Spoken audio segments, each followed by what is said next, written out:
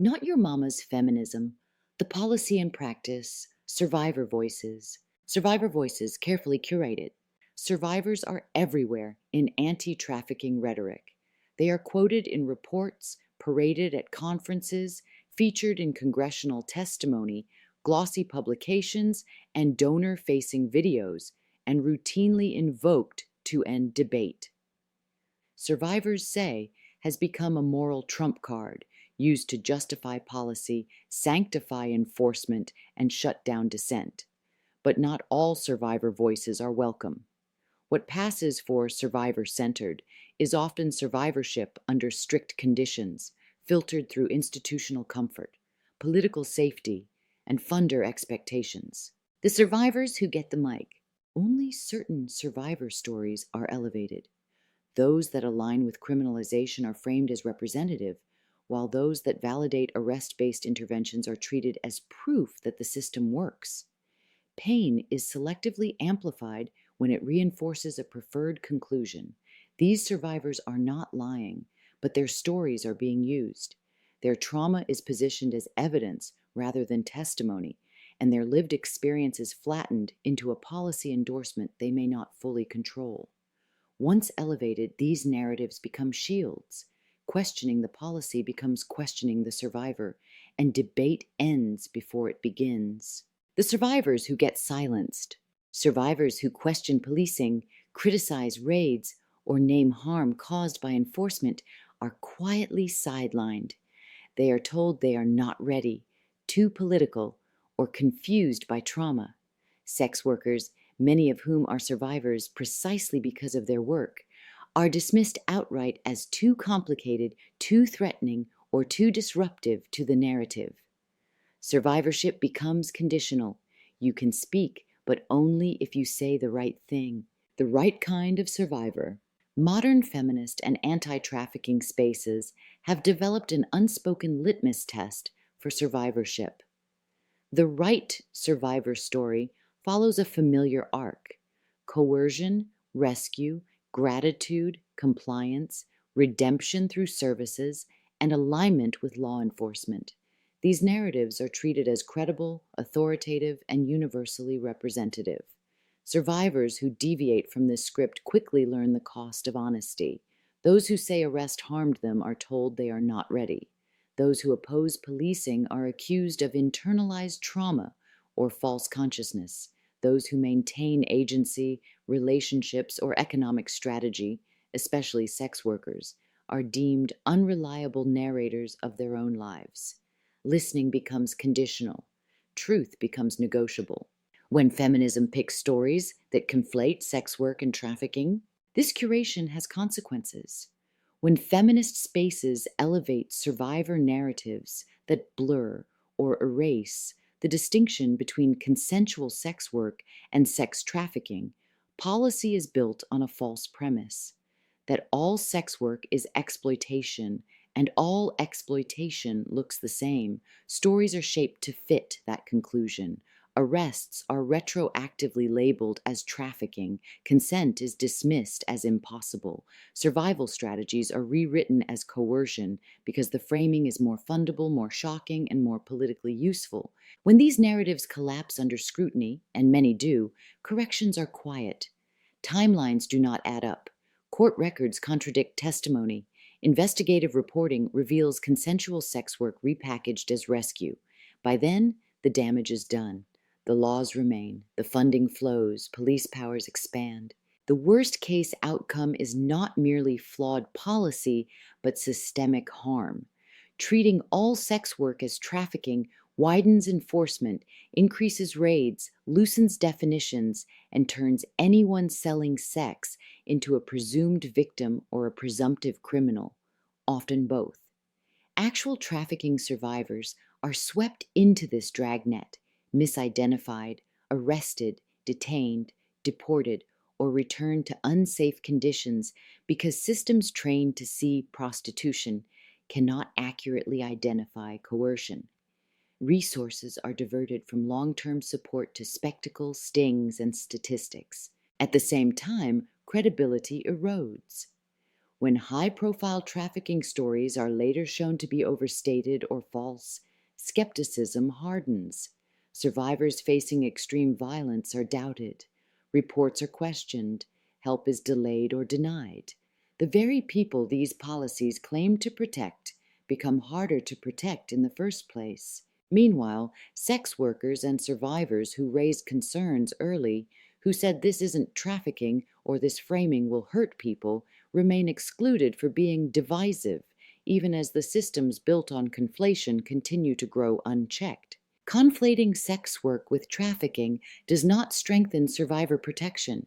It weakens it by making exploitation harder to identify, easier to misuse, and more dangerous for everyone caught in the middle. What happens when the survivor picks feminism? When a survivor picks feminism, as it is currently practiced in many anti-trafficking spaces, their story often stops being theirs. It is shaped, smoothed, and edited for impact. Accuracy and complexity give way to usefulness. Survivors are rewarded for telling stories that validate existing frameworks and punished for telling the truth when that truth complicates policy. This is how feminist spaces end up elevating survivor narratives that later collapse under scrutiny. Arrests are reframed as trafficking. Consensual sex work is recast as rescue because it raises more money and passes more laws. Investigative reporting eventually exposes the gaps, but by then the damage is already done. Corrections, when they happen at all, are quiet. Apologies are rare. Retractions do not travel as far as the original story. The survivor may disappear from the stage, but the policy remains in place. The funding continues. Police powers expand. Feminism moves on without reckoning. And when survivors try to interrupt this, when they say this isn't what happened, they are labeled divisive. Their motives are questioned. Their credibility is chipped away. Sex workers and survivors who flagged inconsistencies early are pushed further to the margins even as the stories they challenged quietly fall apart. Choosing feminism in this context often means choosing silence over truth. It means learning which parts of your story are acceptable and which must be cut. It means understanding that your value lasts only as long as your narrative remains useful. The cruel irony is that feminism claims to amplify survivor voices, yet often teaches survivors that survival is only legible when it confirms power, not when it challenges it. When survivors pick feminism as it exists now, they do not gain protection. They inherit responsibility for policies they did not design, harms they did not intend, and systems that will not defend them once their story stops working. That is the cost no one puts in the brochure. Follow the money, find the filter. This is not accidental. Funding structures reward alignment. Organizations dependent on government grants, law enforcement partnerships, or prosecution-tied metrics quickly learn which survivor voices are safe to elevate. Safe survivors do not complicate arrest statistics, question raids or police budgets, or demand decriminalization. Dissent introduces uncertainty. Complexity threatens deliverables. Survivor stories that challenge enforcement-first models risk destabilizing entire funding pipelines. Over time, this produces a curated ecosystem of survivorship, a narrow slice of experience polished and repeated until it appears universal. Sex workers, survivors, feminism refuses to hear. The most glaring exclusion in this ecosystem is sex workers themselves. Sex workers survive violence, poverty, stigma, and state harm at extraordinary rates. Many enter the trade through constrained choices and survive because of it. Many experience exploitation within criminalized systems, and many navigate abuse precisely because criminalization cuts off safer alternatives. Yet feminism continues to treat sex workers as either victims in waiting or ideological contamination. A sex worker who refuses to disavow their labor destabilizes the rescue narrative, and that makes them dangerous. So they are erased, spoken over, or written out entirely. Manufactured consensus isn't survivor-centered. What the public hears is not the full spectrum of survivor experience. It is survivorship edited for institutional comfort, a narrow slice selected, polished, and repeated until it sounds like consensus. This allows feminism to claim moral authority without confronting the harm its policies cause.